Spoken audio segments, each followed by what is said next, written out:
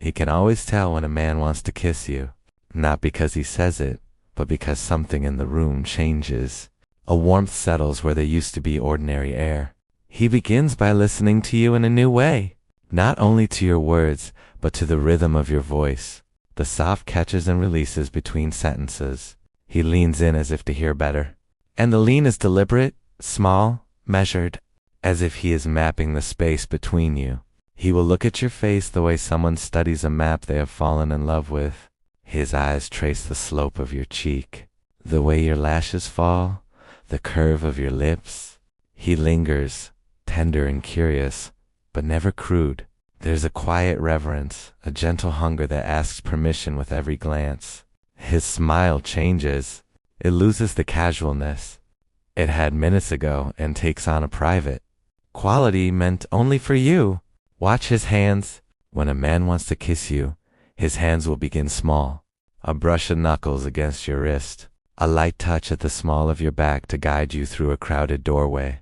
He will find safe excuses to make contact that feel accidental, and yet they are purposeful. Each touch tests the distance.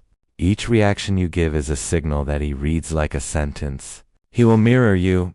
If you cross your legs, he mirrors the angle. If you tilt your head, his head follows in the same gentle incline.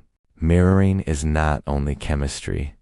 It is an unconscious promise that he is present, aligned, ready to move with you in the same rhythm.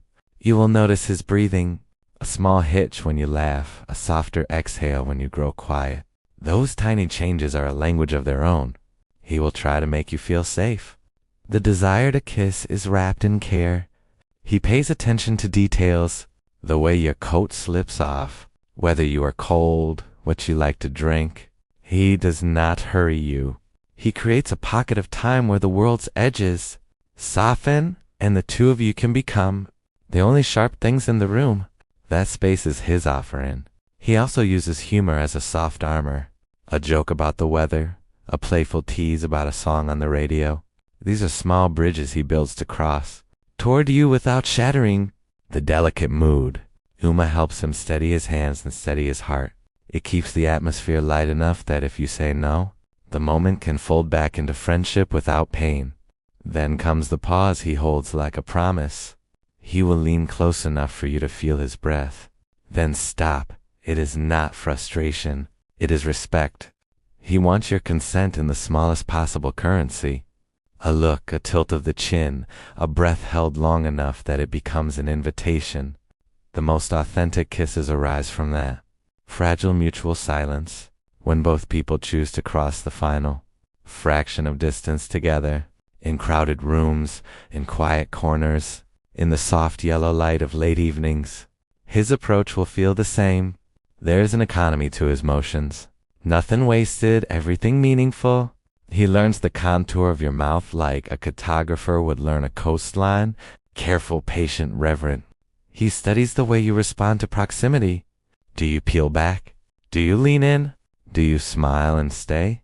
Those answers instruct him. He adapts. When a man wants to kiss you, his compliments change.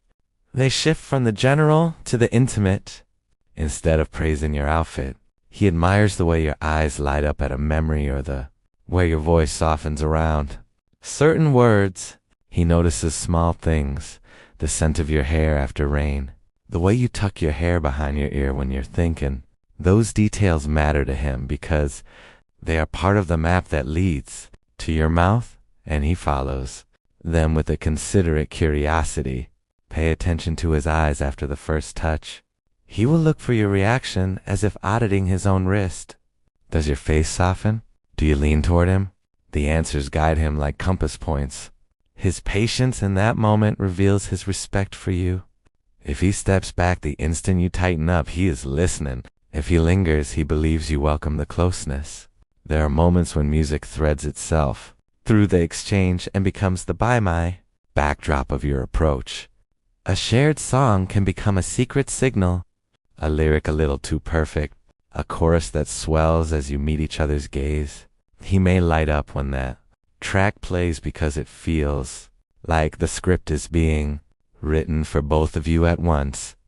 Notice how he honors your boundaries. A man who truly wants to kiss you understands the power of choice. He asks with his actions, and he receives your answer with grace. If you step back, he respects it. If you step forward, he meets you there. Consent in those small moments is not performative.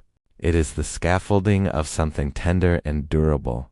When a kiss finally happens, it often begins with a small tangentive action, an exploratory touch, a feather-like brush of lips, a test. But the best kisses deepen with permission. They unfold slower than you expect. There is time to notice the warmth of his mouth, the pressure of his lips, the way his hands settle along your back. The kiss becomes a dialogue, a push and pull, a give and take, a tuning to each other's rhythm. And afterward, there is usually a soft exhale. He might rest his forehead against yours, or press a gentle kiss to your temple. Those moments after the kiss are quiet and sacred. They are the punctuation mark at the end of something that began as a glance and became a vow. They tell you more than words ever could. That he felt you, that he witnessed you, that he chose you in that instant. There is a kind of courage wrapped up in approaching someone you care about. It is never only about desire. It is about the willingness to be vulnerable in front of another person. When a man wants to kiss you, he exposes that vulnerability. He risks the fear of rejection and the awkwardness of being wrong. It is a brave act, and the way he conducts himself in that fraction of time reveals his intention. He will watch for your safety in 1,000 small ways. If you're walking alone, he will walk on the side of traffic. If you spill your drink, he will brush the stain from your sleeve with a casual hand so you do not notice he cares. Those little protections are part of his language. They're unglamorous and quiet gestures, but they say, "I am here, and I will look after you." Sometimes he will be clumsy. Sometimes he will misread a look or hurry when he should have waited. That does not mean all is lost. It means he is human. What matters is how he responds afterward. Does he apologize? Does he acknowledge the misstep? Does he learn from it? A man who respects you will own his mistakes and make space to try again, slowly if you allow him. In long-term relationships, the signs evolve. After months or years, the urgency may soften into a different tenderness, a kiss that is less about discovery and more about reaffirmation. He may initiate kisses simply to remind you that he chose you again today. Those routine, steady kisses are anchors. They are daily rituals that keep intimacy alive. If you want him to kiss you, there are gentle ways to invite it without saying the words. Close the gap subtly.